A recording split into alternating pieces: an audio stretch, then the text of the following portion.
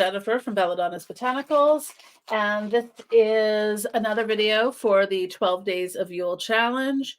And in this one, we are going to share a self-care ritual for the winter.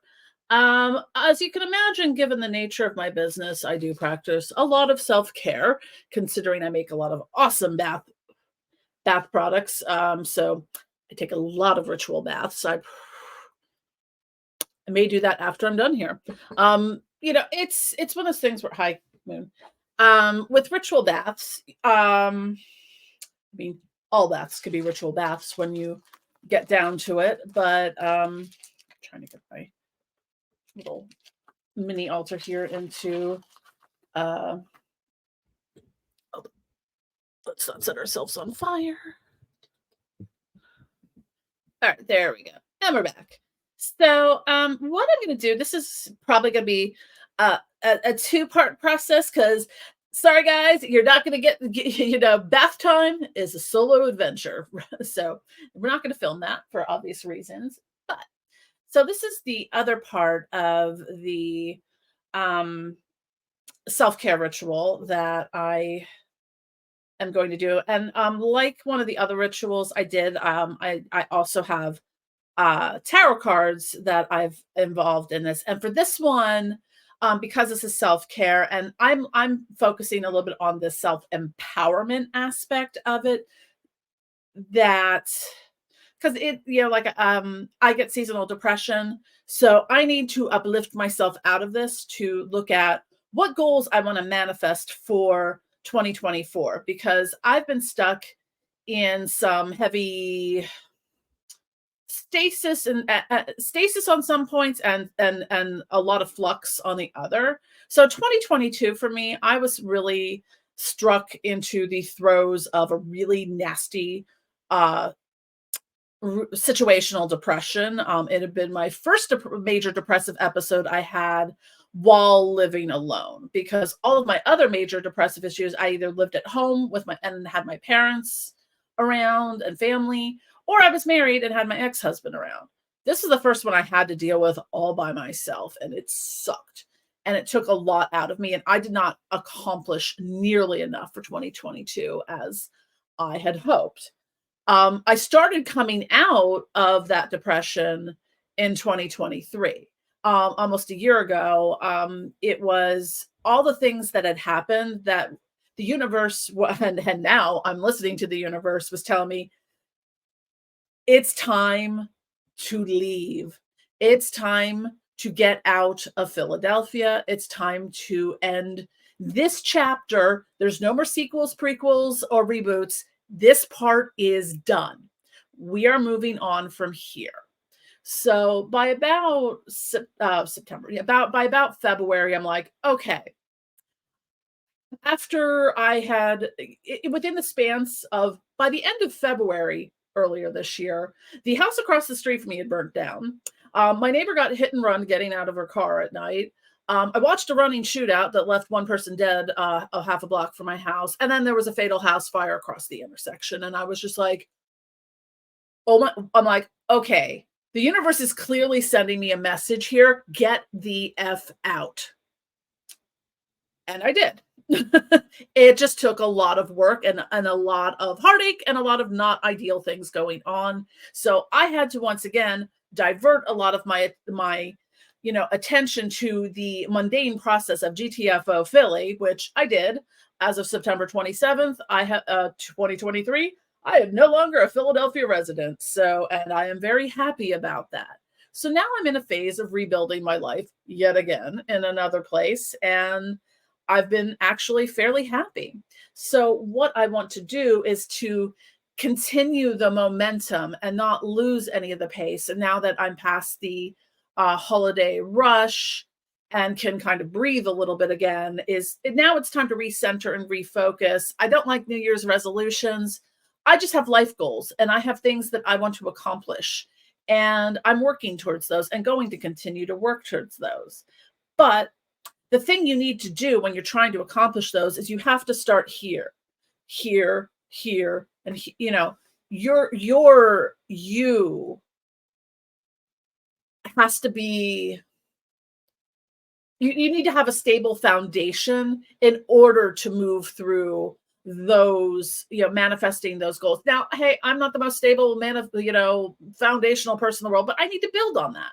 So what this ritual for me is going to entail is self-empowerment as part of self-care for this winter, going into the transitional phase into 2024, and what I need to do to grow my business, to manifest the life that I want for myself now that I've set root to start over again.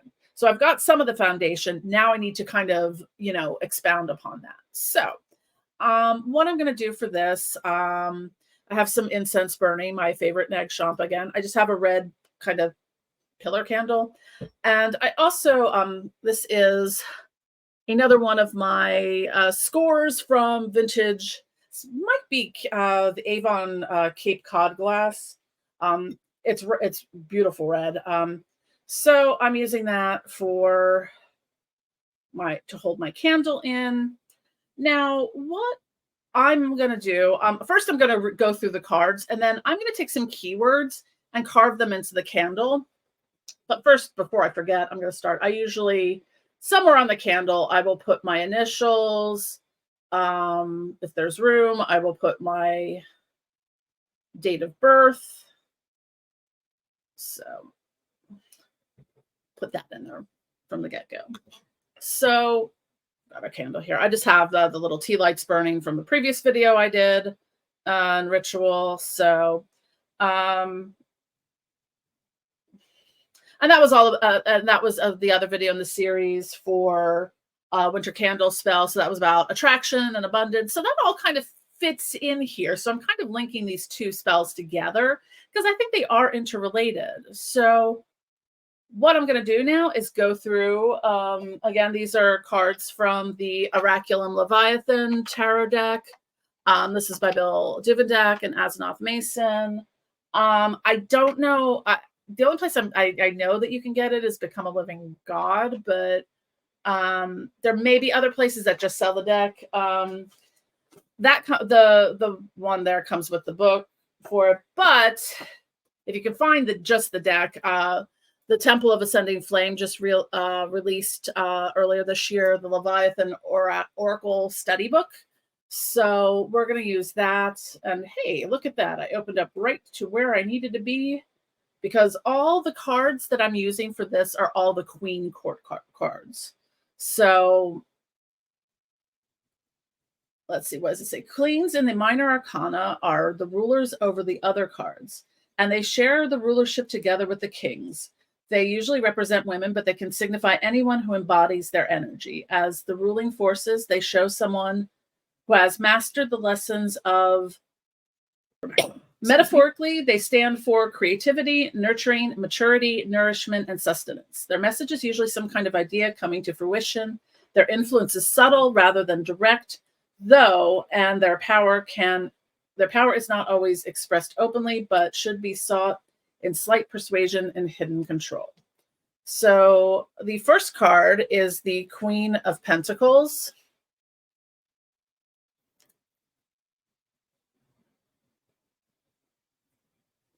And I have each one kind of, let's do it this in the proper order. So we have Queen of Pentacles. I'm going to put that card right here.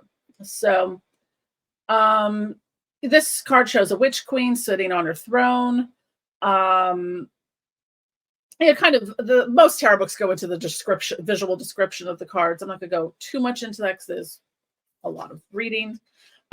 This card stands for protection, nurturing, and abundance. So the abundance now we are tying in through the ritual that I did for the abundance jar spell and the one I just did for the winter candle spell about being a magnet and attracting positivity into your life and in all aspects, love, health, money, etc. So this also indicates practicality, resourcefulness, and down-to-earth approach to life. It represents a person embodying a parent working to sustain a family or caring about domestic responsibilities. Metaphorically, it may indicate that you are balanced in life. Definitely, that's what I want, balance. So that would be a keyword that I would want to put on, carve into the candle. So, well, let's see, where was it? So stability, the balance in stable living. It may also refer to spiritual resources you've gathered through your previous work and experiences, showing that you have all you need for a steady and balanced progress in your personal growth. This is a card of prosperity and security. And even though it is about financial and material balance, it may also refer to abundance in the spiritual sense. In its basic meaning, this card stands for the mother figure in your life who can provide support and advice when you need it.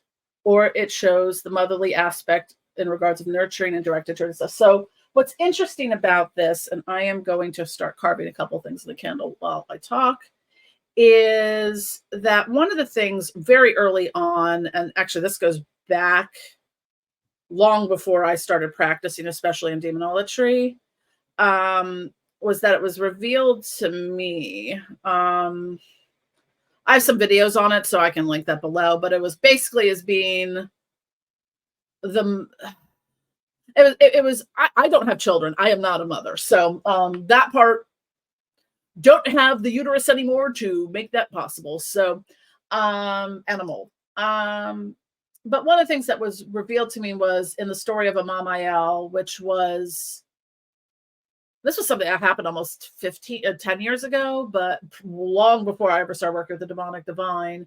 But I'll link that video below because it's a very long story. But Amamael was, she was someone who was in the underworld, who was like the mother of fallen angels, who a mother figure to the fallen after the fall. But she was someone who, I think the way like, I don't know if it's a like reincarnation or if it's having sort of like someone who incarnated through me or an aspect of something. I don't know exactly how it works, but it was revealed to me that I was supposed to kind of be a mother figure to the newly awakened in this, spiritual process and stuff. And I'm like, okay, cool.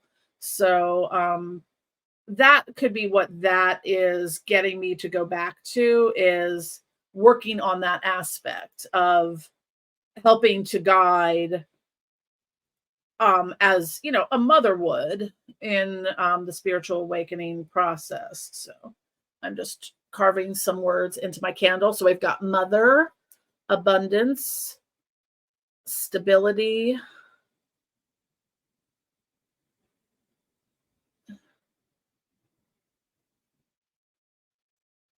and I'm going to put money on here.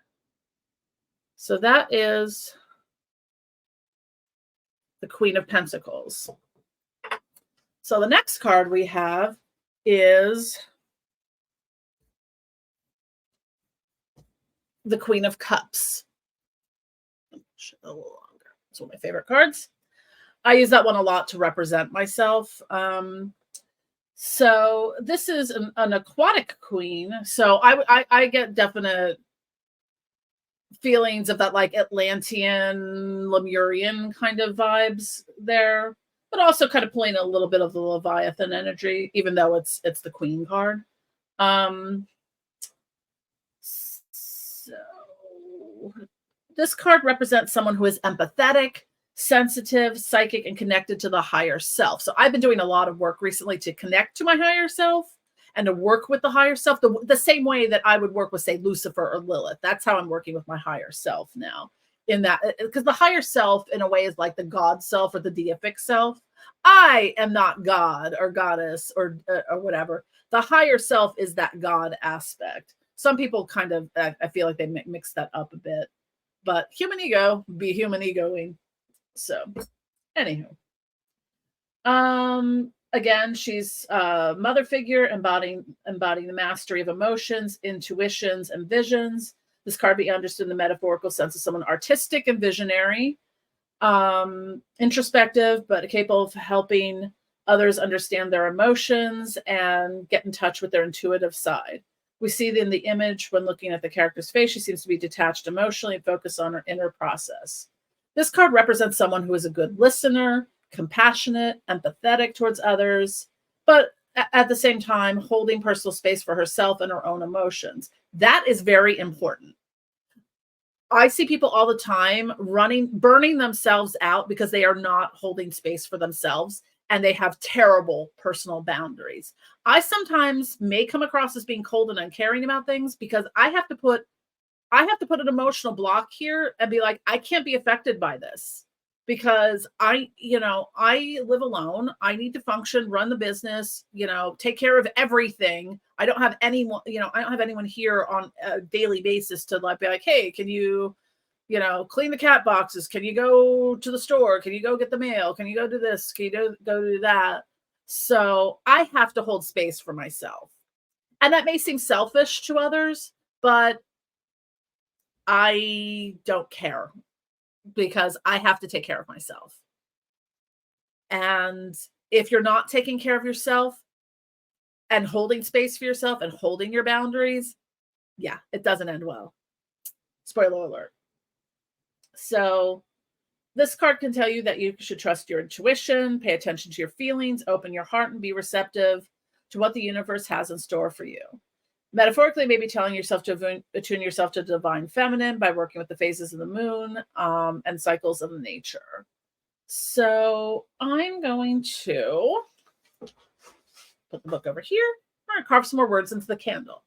So I think this one is going to be very representative of that higher self work I'm doing, but also healing. Again, I love healing on here already. So healing. Boundaries is a good one.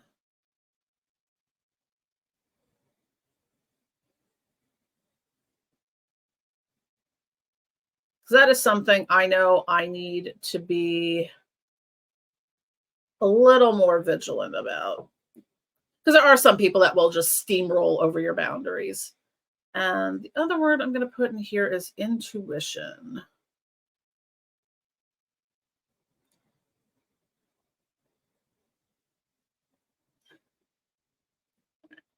There we go.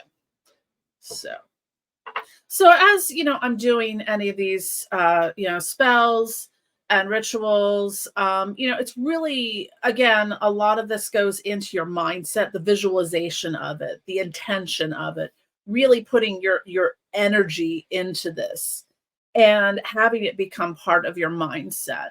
So one of the things I have been working on, just a little quick sidebar here as we go to the next card, is my last, I have one more treatment, which I might do tomorrow. I've been doing this run of ketamine treatments has been helping me rewire habits. So this is something that is going to kind of feed into that to add on to that. So the next card we have is the Queen of Swords. And this portrays the Queen of Succubi sitting on her throne with a sword in her hand. So this card shows that you are driven by intellect, logic, and judgment rather than emotions. It also tells you to be direct and straight to the point in your communication with others. I have no problems there because I've got that neurodivergent blunt directness that I swear, like anytime I open my mouth, I know I'm probably offending someone without realizing it, just because I don't sugarcoat a lot of things, and I'm very blunt and direct because that's how I understand things. It's not that I have a keen sense of nuance and discernment, but when people are intentionally vague and like, don't be blowing smoke at my butt or sugarcoating things, just tell me like it is. So that is definitely me. So this card refers to a person who's decisive, independent, honest, having clarity of thought, and pursuing plans and ideas with determination and maturity. This can either be yourself or a person in your surroundings, perhaps a mentor or teacher, or someone whose opinion is respected and consulted for advice. So for this one, I feel like The keywords I'm taking here are like intellect, communication, logic. So those are the words I think I'm going to put on this candle. Logic is not always my strong suit because being, on the spectrum, I'm missing some human files. Files on how to human properly. Logic, intellect. What was the other word I said?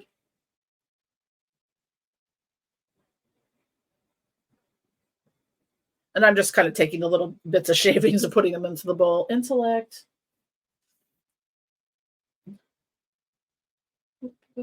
Communication. Honesty, clarity. I also want to put creativity in here because I feel like that, actually, I think that came up under the Queen of Cups. Creativity. Direct.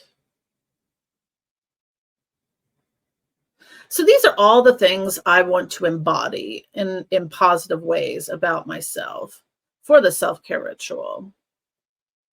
So communication is a long word.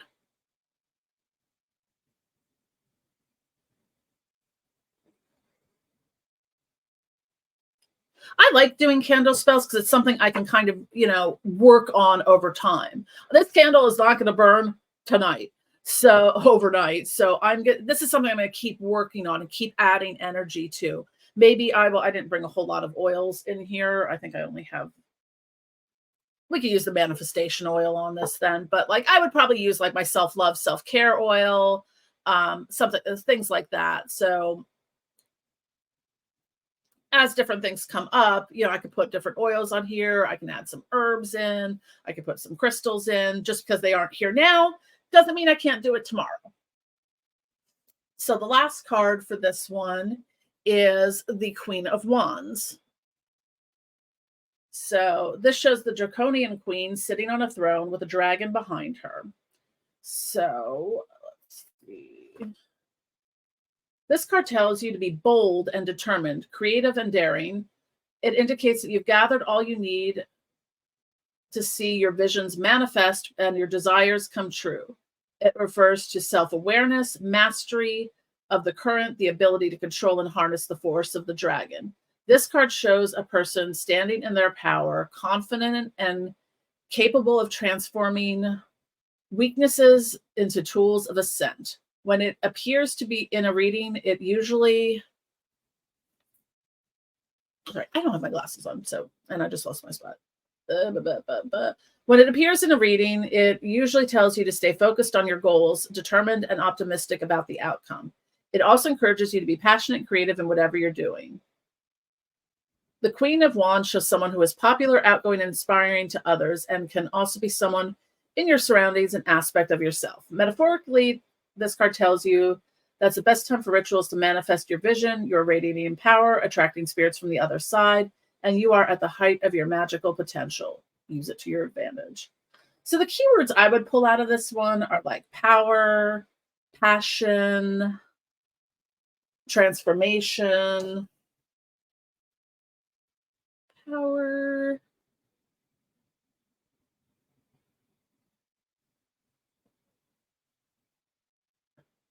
running out of room on here. Oh, here's a little space. Passion, transformation. So think I want to add transmutation. I think that is something that transmutation.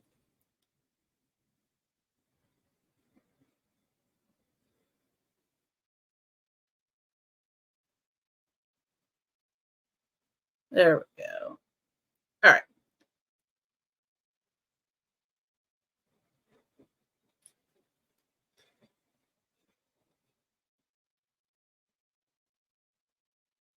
All right. So we've got everything carved into the candle and lots of little candle shavings everywhere. So now I'm going to light the candle. So this is something, as I mentioned, that I am going to be working on, and we are going to put our manifestation oil on here. I try to keep the oil as far like away from where the wick is as much as I can because that usually if you get too much in there and it pools, it kind of soaks into the wick and makes it hard to relight because candle safety is important. I'm not falling asleep with candles on while, that could easily, get knocked over and whatnot. So this is my little self-care spell. And now that I'm doing some of these, I never really did a whole lot on the channel of demos of spell work and things like that. So I'm actually kind of enjoying this. So maybe we'll do more of this for the upcoming year. Anyways, thank you for watching. Don't forget to click like and subscribe. And be sure to check us out on social media and sign up for e-newsletter. All of our links are below. And thank you so much. And I love you all. Mwah. Bye.